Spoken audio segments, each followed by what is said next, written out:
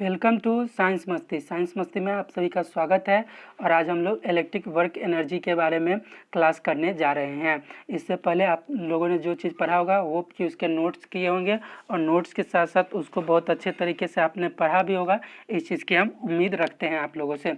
चलिए हम लोग इलेक्ट्रिक वर्क एनर्जी के बारे में पढ़ते हैं, समझते हैं। इलेक्ट्रिक वर्क एनर्जी क्या है कि किसी इलेक्ट्रिक कंडक्टर द्वारा या इलेक्ट्रिक सर्किट द्वारा उससे होकर जब इलेक्ट्रिक करंट पास करता है तो इलेक्ट्रिक करंट द्वारा किया गया वर्क डन ही किया गया कार्य क्या चीज़ कहलाता है? इलेक्ट्रिक वर्क एनर्जी कहलाता है। When electric current passes through the conductor, जब इलेक्ट्रिक करंट पास करता है किससे? कंडक्टर से होकर, then the amount of work done by the electric current is called electric work. वो क्या कहलाता है? इलेक्ट्रिक वर्क कहलाता है। क्या चीज़ कहलाता है? इलेक्ट्रिक वर्क एनर्जी कहलाता है। अब चूंकि इसका हम लोग देखते हैं कि कैसे इसको बना सकते हैं हम लोग। तो आप जानते हैं कि V equal to potential difference equal to W/Q होता है। V इजकल टू W/Q होता है, ये आप सभी जानते हैं इस चीज़ को। अब V इजकल टू क्या चीज़ होता है? W/Q होता है। दूसरा चीज़ कि तब देखिए यहाँ से क्या हो जाएगा? W इजकल टू VQ हो जाएगा। एक इक्वेशन आपको ये मिल गया कि V equal to W equal to VQ। दूसरा चीज़ आप ओम्स लॉ से जानते हैं कि V इजकल टू क्या चीज़ होता है? IR होता है। और तीसरा आप जानते हैं डिफिनेशन ऑफ इलेक्ट्रिक करंट से कि I इजकल टू होता है Q/T। I इजकल टू क्या चीज़ होता है? Q/T। I equal to Q/T होता है। तीनों इक्वेशन को अगर हम मिलाएं, तीनों इक्वेशन को मिलाते हैं, यहाँ W इजकल टू VQ है। V के जगह पर क्या रख देंगे? V के जगह पर IR रखेंगे। V के जगह पर IR और Q के जगह पर IT रखेंगे। जब दोनों को मल्टीप्लाई कीजिएगा तो W इजकल टू क्या चीज़ आ जाएगा? I²RT। और यही W का नाम H रखा जाता है, हीट एनर्जी रखा जाता है। तो जो हीट एनर्जी लिखा जाता है H जो होता है इलेक्ट्रिक वर्क एनर्जी का सूचकांक होता है। Denotation of electric work energy किया जाता है किससे? H से किया जाता है। तो H इजकल टू आपका आ गया इससे I²RT। आपने ये पूरा देखा कि कैसे H इजकल टू I²RT आया फ्रॉम ओम्स लॉ। चलिए अब हम लोग देखते हैं कि इसको हम कैसे बनाए हैं इस चीज़ को।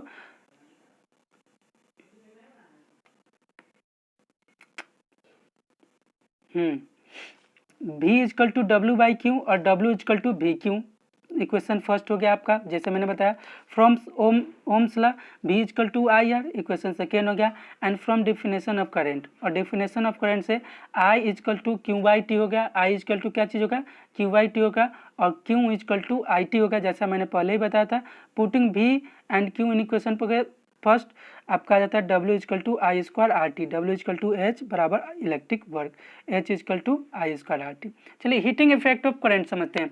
आप देखते होंगे कि मोबाइल बहुत जल्द गर्म हो जाता है, या जो बल्ब जलते रहता है उसके आसपास के एरिया में बहुत गर्मी रहती है। इसका क्या कारण होता है आज आप लोग जान लीजिएगा हीटिंग इफेक्ट ऑफ करंट से। हीटिंग इफेक्ट ऑफ करंट क्या चीज़ कहता है कि जब किसी इलेक्ट्रिक करंट कंडक्टर से होकर इलेक्ट्रिक करंट पास करता है, मतलब किसी इलेक्ट्रिक कंडक्टर से होकर इलेक्ट्रिक करंट पास करता है, तो रेजिस्टेंस क्या करता है? रिलेटिव मोशन को अपोज करेगा। मोशन का मतलब जो इलेक्ट्रिक करंट है उसके मोशन को क्या करेगा?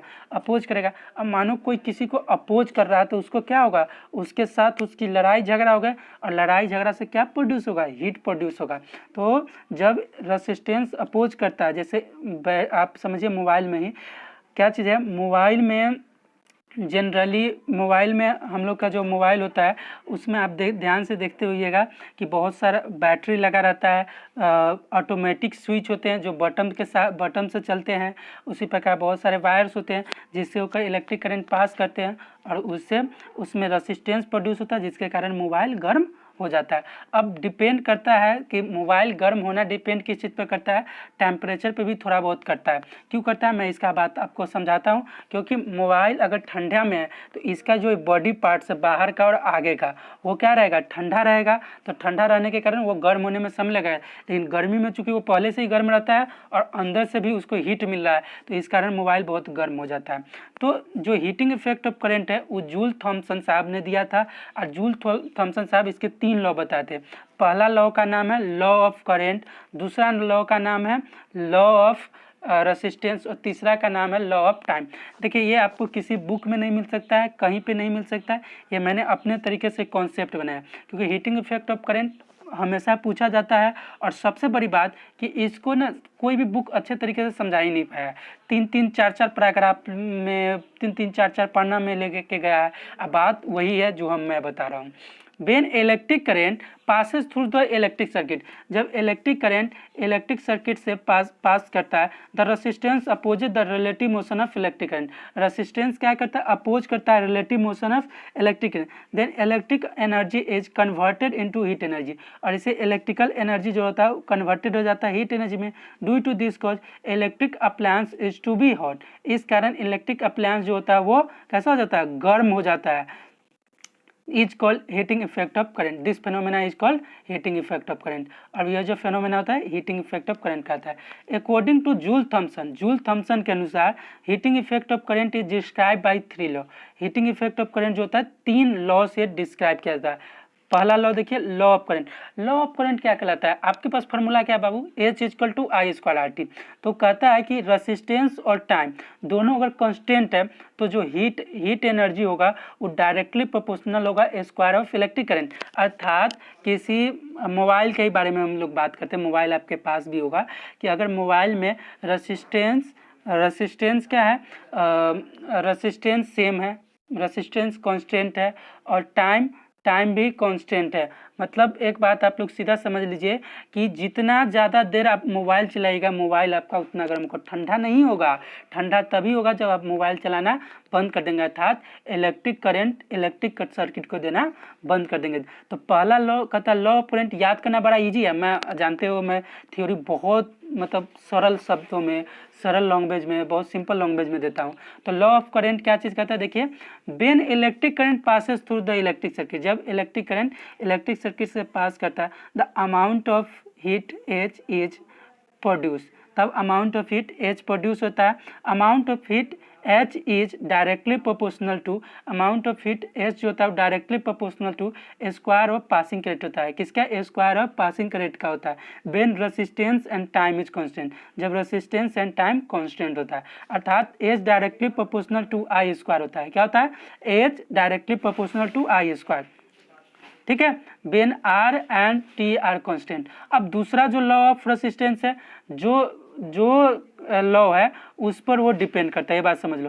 पहला कह दिया H directly proportional to I square, दूसरा लॉ ऑफ रेसिस्टेंस जो क्या कहता है कि जब तुम्हारा इलेक्ट्रिक करंट और टाइम कांस्टेंट होगा, तो अगर इलेक्ट्रिक करंट और टाइम कांस्टेंट है, रेसिस्टेंस क्या कांस्टेंट नहीं है, तो रेसिस्टेंस कांस्टेंट नहीं होगा तो जो हीटिंग इफेक्ट ऑफ करंट रहेगा वो डायरेक्टली प्रोपोर्शनल टू रेसिस्टेंस होगा।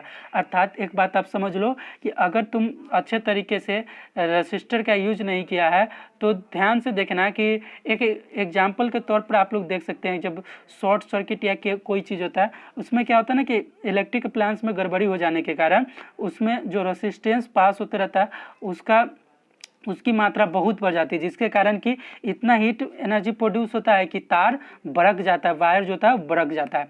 तो सेकेंड लॉ क्या कहता है, when electric current passes through the electric circuit the produce amount of heat is directly proportional to resistance. वो क्या होता है, डायरेक्टली प्रोपोर्शनल टू रेसिस्टेंस होता है when current and time is constant, जब करंट और टाइम कांस्टेंट हो। H directly proportional to R, equation second हो गया ये, when I and T are constant, जब आई एंड टी कांस्टेंट हो।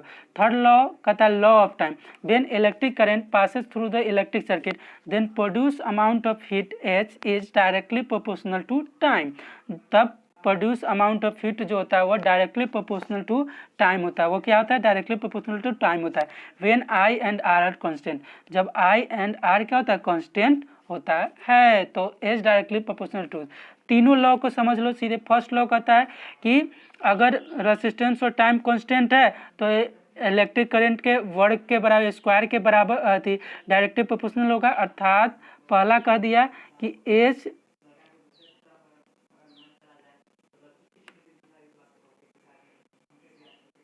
पहला कहता है कि H directly proportional to I square, दूसरा कहता है H directly proportional to I, और तीसरा कहता है H directly proportional to T. और चूंकि आप लोग जानते हैं कि गणित की दुनिया यह कहती है कि अगर सारे एक ही चीज़ के प्रोपोर्शनल में हो तो वो सभी मल्टीप्लाई हो जाते हैं, H directly proportional to I square R T.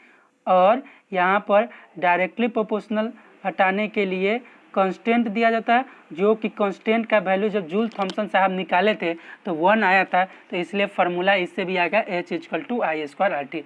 तो हीटिंग इफेक्ट ऑफ करंट हम समझ गए, इलेक्ट्रिक वर्क एनर्जी समझ गए। इलेक्ट्रिक वर्क एनर्जी क्या आई स्क्वायर आर टी दिया, और चूँकि इलेक्ट्रिक वर्क एनर्जी से ही रिलेटेड है हीट, ये हीटिंग इफेक्ट ऑफ करंट, और ये भी हमको दे दिया H equal to I square R T. देखिए यहाँ पर कैसे किया है, H directly proportional to I square R T, H is equal to R I square R T, और R experimentally R equal to 1 हो गया है। जो जूल थॉमसन साहब जब मान निकाले थे तो आया था उनको H equal to I square R T. इस तरह से हीटिंग इफेक्ट ऑफ करंट आप समझ गए होंगे, ना समझे हो तो एक ही दो बार देखिएगा, इसको बस सब समझ में आ जाएगा। चलिए अब हम लोग application of heating effect of current समझते हैं।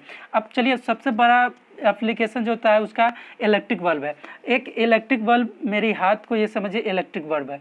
इलेक्ट्रिक बल्ब पर में कांच रहता है और कांच के अंदर नियोन गैस भरे होते हैं। नियोन गैस कौन होते हैं, आपको याद होगा, मैंने एक बार बताया हेने आर्कर 0 रन पे ऐसे करके बताया था, helium, neon, argon, जेनन, krypton, radon. ये जो होते हैं अक्रिय गैस होते हैं, अर्थात यह इनर्ट गैस होते हैं, ये किसी दूसरे गैसों के साथ रिएक्शन में भाग ही नहीं लेते हैं। तो इस कारण क्या होता है कि जब बल्ब के कांच के अंदर अक्रिय गैस भरा हुआ है तो उसमें जो वायर लगा होता है, अर्थात उसमें जो फिलामेंट लगा होता है, वो फिलामेंट कभी भी किसी के साथ रिएक्शन करेगा नहीं, तो उसमें कोरेजन होगा नहीं, जंग लगेगा नहीं, तो वो जल्दी टूट नहीं सकता, इसलिए इनर्ट गैस भरा होता है।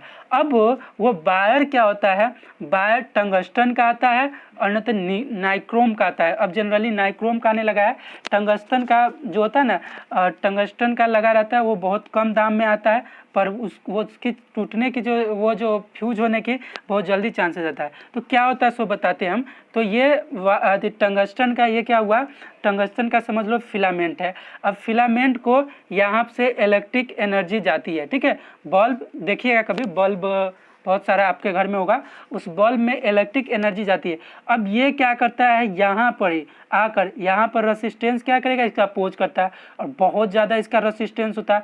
रेसिस्टेंस अपोज कर रहा है, इलेक्ट्रिक करंट जा रहा है, रेसिस्टेंस अपोज कर रहा है, इलेक्ट्रिक करंट जा रहा है, रेसिस्टेंस अपोज कर रहा है, इलेक्ट्रिक करंट जा रहा है। अब क्या होता है कि यह गर्म गुस्सा के हमारे लाल लाल हो जाता है, और जब ये लाल होता है तो इससे क्या होता है, रोशनी निकलनी शुरू हो जाती है, जो कि रोशनी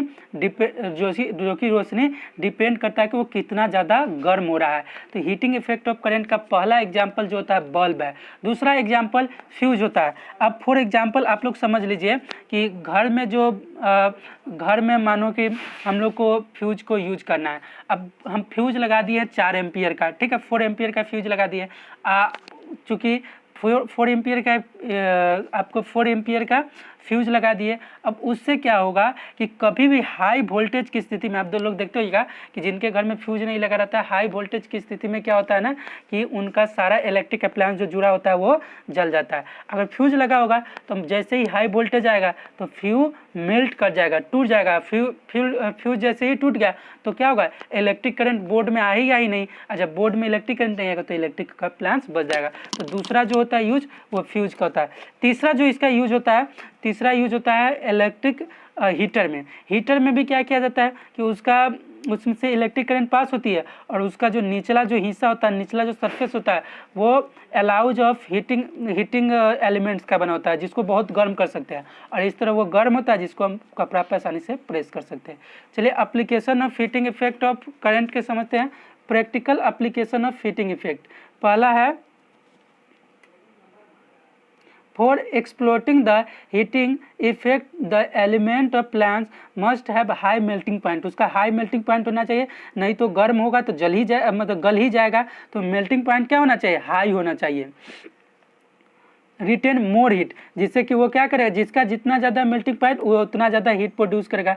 the heating effect of electric current is used in the following application. इसका यूज जो किया जाता है वो किस किस चीज़ में, इलेक्ट्रिक बल्ब में, मैंने समझाया, फिर मैं इसको बता देता हूँ।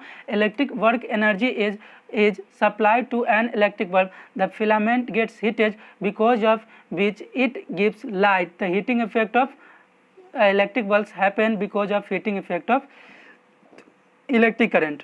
ठीक है। The filament of bulb is generally made of tungsten metal. Generally किस चीज़ से मेटल का बना होता है, तो टंगस्टन का। Having melting point is equal to 3380 degree Celsius. बात समझ गए होंगे, वही चीज़ जो मैंने बताया, कितना इसका मेल्टिंग पॉइंट होता है, तो 3380 डिग्री सेल्सियस होता है। हाँ, electric iron. When an electric iron is connected to an electric circuit the element of electric iron gets heated। Element of जो इलेक्ट्रिक आयरन होता है वो गेट्स हीटेड, मतलब हीट होता है, उसको किया जाता है। विच heats of electric iron, the element of electric iron is made of alloy having high melting point। और जो एलिमेंट होता है इलेक्ट्रिक आयरन का, किस चीज़ से बना होता है, हाई मेल्टिंग पॉइंट से बना, मेल्टिंग पॉइंट वाले एलिमेंट से बना होता है, जिसके कारण कि वो कितना भी गर्म होता है तो जल्दी खत्म नहीं होता है। इलेक्ट्रिक फ्यूज के बारे में आप लोग समझ ही गए। Electric fuse is use to protect the electric appliance. इसका यूज होता है इलेक्ट्रिक अप्लायंस को प्रोटेक्ट करने के लिए फ्रॉम हाई वोल्टेज। किस चीज़ से, हाई वोल्टेज से। If any electric fuse is made of metal or alloy of metal such as aluminum, copper, iron, lead, etc. In this case, flow of higher voltage, the specified fuse bar melts and protect the। वो क्या होगा कि जैसे ही high voltage होगा तो वो melt कर जाएगा और पूरा इलेक्ट्रिक अप्लायंस को बचा लेगा। अब देखो फ्यूज ऑफ, मतलब कितना इलेक्ट्रिक करंट पास करने की क्षमता उसमें रहती है फ्यूज में, तो वो होता है 1 एम्पियर का। घर में हम लोग यूज करते हैं 2 एम्पियर का, 3 एम्पियर का, 5 एम्पियर का, 10 एम्पियर तक का। It is are use for domestic purposes. Domestic purposes के लिए यूज किया जाता है। Suppose if an electric heater consumes 1000 watt.